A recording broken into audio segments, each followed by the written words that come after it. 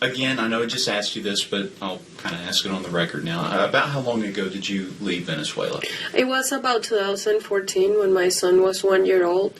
I couldn't stay more because I was in a point where if I didn't have diapers and we couldn't buy them, or anything, and I had to hey, I have milk, do you have diapers? So we started trading things to try to survive, and I just didn't want to put my son through all of that, so I thought that the best thing was trying to leave.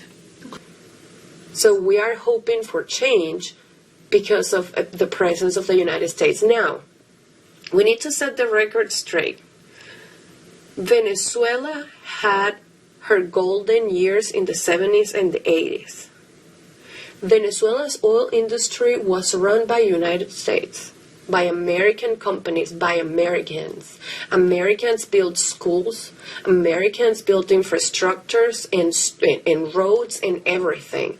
My grandfather worked alongside them.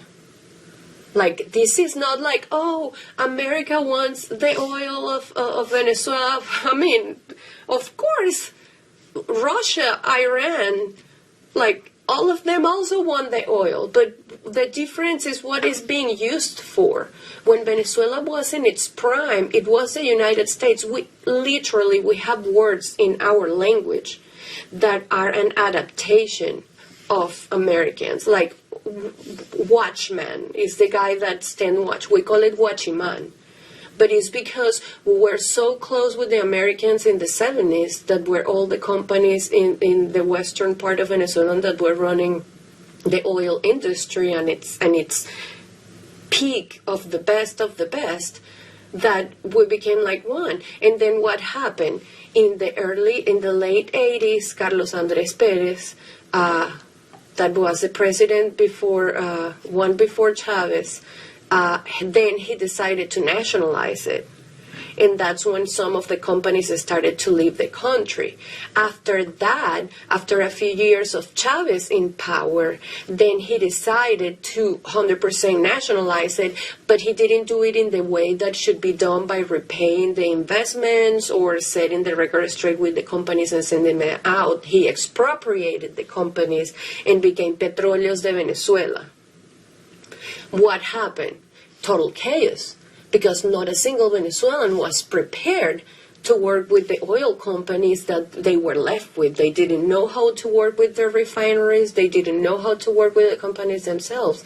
And that's how we came from being the biggest country in oil to literally produce less than 18%. We produce less than Colombia.